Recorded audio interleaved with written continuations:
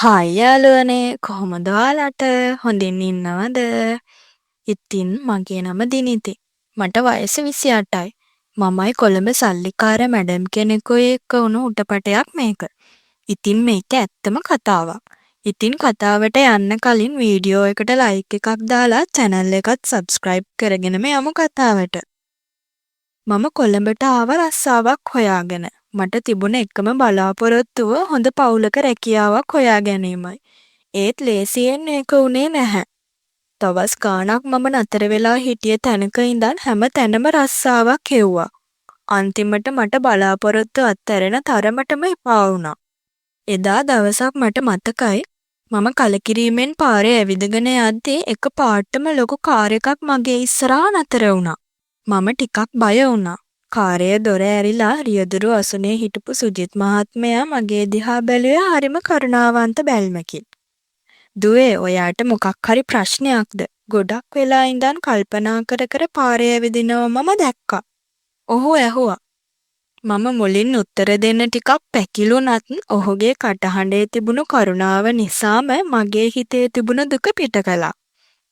මම කිව්වා මට රස්සාවක් නැති බවත් ඒ නිසා ගොඩාක් දුකින් ඉන්න බවත්. ඒ වෙලාවෙමයි ජයමිනී මැඩම් කාරයේ පිටුපස අසුනේ ඉඳන් මට කතා කළේ. මම එතකොටයි දැක්කේ එතුමිය හරිම ලස්සනට hina වෙනවා. "සුජිත්, ඇයි ඔයා අර ළමයාව කාර් එකේ දාගත්තේ නැත්තේ? එයාට ප්‍රශ්නයක් තියෙනවා නම් අපිට උදව් කරන්න පුළුවන්." ජයමිනී මැඩම් කීවේ හරිම ආදරෙන්. මට ඒ කටහඬේ තිබුණු කරුණාව නිසාම ඇති වුණ බය නැතිව ගියා. සුජිත් මහත්මයා මට එයාගේ කාර් එකේ නගින්න කීවා. මම මැඩම් ළඟින් මාඩි වුණා. මම හරිම පුදුම වුණා. සුජිත් මහත්මයා රේ පදවන අතරේ මැඩම් මගේ විස්තර ඇහුවා. මම කිව්වේ මගේ නම දිනිති කියලත් ගම කොළඹින් ගොඩාක් ඈත බවත් මගේ පවුලේ අය ගැන. මැඩම් මට කිව්වේ ඔයා බය වෙන්න එපා දිනිති. අපිට ඔයා වගේ හොඳ ළමයෙක්ව ගෙදර වැඩට ගන්න ඕන වුණා. අපි සේරම පහසුකම් දෙන්නම්. ඔයා අපේ පවුලේ කෙනෙක් වගේ ඉන්න පුළුවන් කියලා. ඒක අහපු වෙලාවේ මට හරිම සතුටක් දැනුණා. මගේ ඇස්වලට කඳුළුත් ආවා. මම කිව්වා ගොඩක් ස්තුතියි මැඩම් කියලා. අපි ගෙදරට ආවට පස්සේ ජයමිනී මැඩම් මුලින්ම මාව එයාගේ කාමරයට එක් කරගෙන ගිහින් ඇඳ උඩ වාඩි කරෙව්වා. "ඔයා ගොඩාක් මහන්සි වෙලා වගේ. ඔයාගේ කකුල් දෙක මසාජ් කරන්නද?" එතුමිය මගෙන් ඇහුවා. මම පුදුම වෙලා හිටියා. කවදාවත් දැකලවත් නැති කෙනෙක් මගේ කකුල් මසාජ් කරන්න හදන එක මට පුදුමයක් වුණා. "අනේ එපා මැඩම්, මට පුළුවන්." මම කිව්වා. "නෑ දිනිති, ඔයා බය වෙන්න එපා. අපි ඔයාට සලකන්නේ අපේම කෙනෙක් වගේ. මම ඔයාට පොඩි තෙලක් ගාලා දෙන්නම්. එතකොට මහන්සිය නැති වෙයි." කියලා එතුමිය මගේ කකුල් දෙක මසාජ් කළා. ඒ වෙලාවේ මගේ වේදනාව නැති වෙලා ගිහින් මගේ ඇඟට පුදුම සහනයක් ආවා. ඒ මැඩම් ගාව තිබුණ තෙල ගොඩාක් වටින එකක් වගේ මට තේරුණා. ඒ වගේම මැඩම් හරි ආසාවෙන් මගේ වේදනාවට මසාජ් එක දුන්න නිසා මම වෙනම ලෝකෙකට ගියා වගේ මට දැනුණා. මට ඒ ආදරය දරා ගන්න බැරි වුණා. ඒ මොහොතේ මම තේරුම් ගත්තා මේ ගෙදර මට සැබෑ පවුලක් වගේ කියලා. දවසින් දවස මම මැඩම්ටයි මහත්තයාටයි ලං වුණා. මහත්තයා ගොඩක් වෙලාවට වැඩට යන නිසා මැඩම් හිටියේ තනියෙන්. ඒ නිසාම එතුමිය මට ගොඩක් ලං වුණා. මගේ විස්තර, මගේ අනාගත බලාපොරොත්තු ගැන මැඩම් අහනකොට මට දැනුනේ මම ඇත්තටම යාළගෙම පවුලේ කෙනෙක් වගේ කියලයි.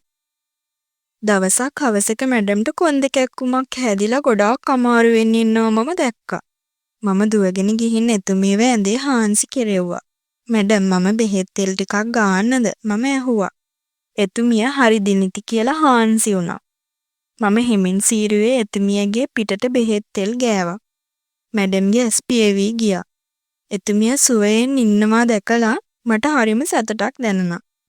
ඒ වගේම මහත්තයා වැඩට යන සමහර දවස්වලට මැඩම් මාව එතුමියගේ කාමරයට කතා කළා.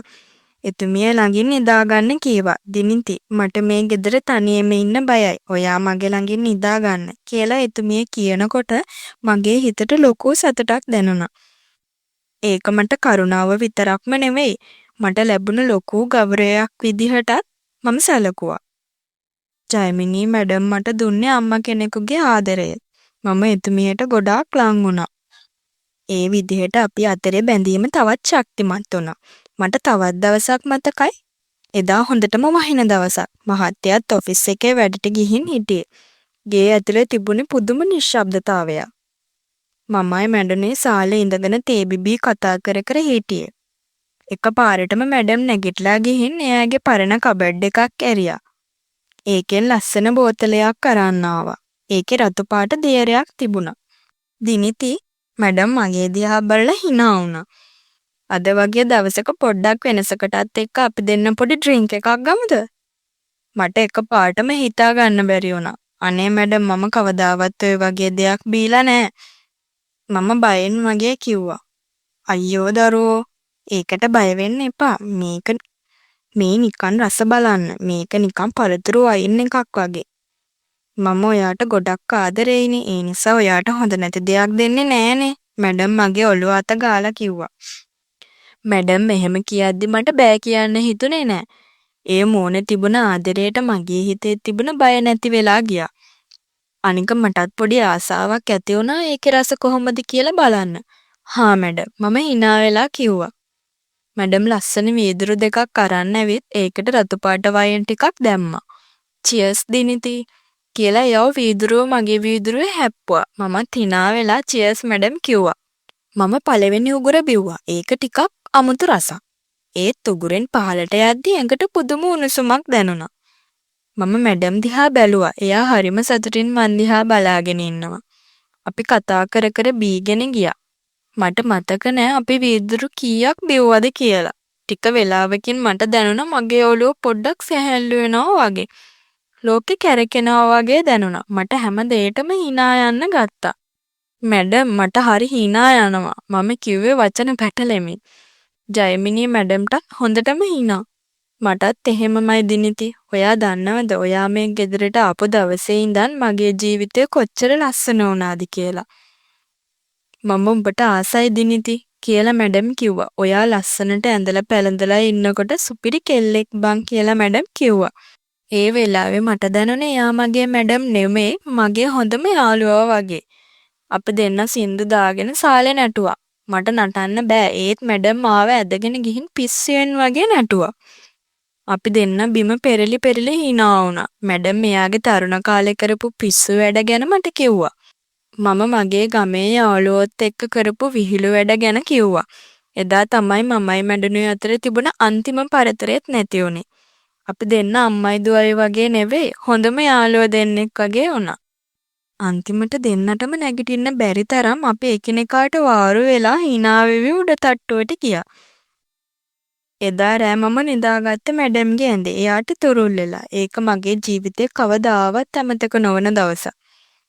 ඒ සිද්ධියෙන් පස්සේ මට තේරුණා ජයමිනී මැඩම් සලකන්නේ දුවෙක් වගේම එයාගේ හිතේ තනිකම බෙදා ගන්න පුළුවන් හොඳම යාළුවෙක්ටත් වගේ කියලා. මට හැම මොහොතකම හිතුනේ මම ලස්සන නිසා නෙවෙයි මගේ හදවතේ තිබුණු කරුණාව නිසා වෙන්න ඇති ඒ දෙන්නමව මේ විදිහට අඳුරගත්තේ කියලා. ඒ දෙදෙනා මා කෙරෙහි තිබූ විශ්වාසයත් මට ලබා දුන්න ආදරයත් නිසා මම හැමදාටම ඔවුන්ගේ පවුලේ සමාජිකාවක් ලෙස සතුටින් මේ ගෙදර ඉන්නවා. ඒ දවස්වල මට තිබුණු දුක, තනිකම සහ බලාපොරොත්තු සුන්වීම මේ ආදරය නිසාම නැති වෙලා ගියා. මම දැන් අලුත් ජීවිතයක් පටන් අරන්. අදටත් මගේ ජීවිතය ගැන මම ආපසු හැරී බලද්දි ඒ දවස මගේ ජීවිතයේ හැරවුම් ලක්ෂය බව මට පැහැදිලි. මම ඔවුන්ගේ නිවසට ගොස් මාස කිහිපයකට පසු සුජිත් මහත්මයා සහ ජයමිනී මැඩම් මාව ඔවුන්ගේ මිතුරන්ට සහ පවුලේ අයට හඳුන්වලා දුන්නේ ඔවුන්ගේම දරුවෙක් ලෙසයි. ඒ ආදරය මට අලුත් ලෝකයක් විවර කළා. ඔවුන් මගේ අනාගත සිහින ගැන ඇසුවා. මම කිව්වා මට උසස් අධ්‍යාපනය ලබන්න ලොකු ආසාවක් තිබුණත් මගේ පවුලේ තත්ත්වය නිසා ඒක කරන්න බැරි වුණා කියලා. ඔවුන් ඒක අහලා මට අධ්‍යාපනය ලබා දෙන්න තීරණය කළා. ඒක මගේ ජීවිතයේ ලැබුණ ලොකුම පුදුමය. ජයමිනී මැඩම් සහ සුජිත් මහත්මයා මගේ හැම අවශ්‍යතාවයක්ම තේරුම් ගත්තා. ඔවුන් මට හොඳම පාසලකට ඇතුල් කළා. අවශ්‍ය පොත්පත්, ඇඳුම් පැළඳුම් සියල්ලම මට අරන් දුන්නා. මම ඉතා උනන්දුවෙන් ඉගෙන ගත්තා. මම උසස් පෙළ විභාගයෙන් විශිෂ්ට ප්‍රතිඵල ලබා ගත්තා. ඒ ප්‍රතිඵල ලැබුණ දවසේ ජයමිනී මැඩම් සහ සුජිත් මහත්මයා සතුටින් හඬා වැටුණා. ඒ කඳුළු මගේ ජීවිතේ වටිනාම සම්පතක්.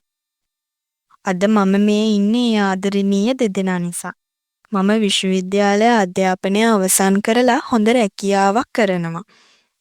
මම මගේ පවුලට හොඳින් උදව් කරනවා. ඒ වගේම මගේ මුල්ම වැටුපෙන් මම ජයමිනී මැඩම්ටයි සුජිත් මහත්තයාටයි තෑග්ගක් ගෙනත් දුන්නා. ඒ දවසේ ජයමිනී මැඩම් මාව බදාගෙන කිව්වේ දිනිති අපි ඔයාට දුන්නේ පොඩි උදව්වක් විතරයි.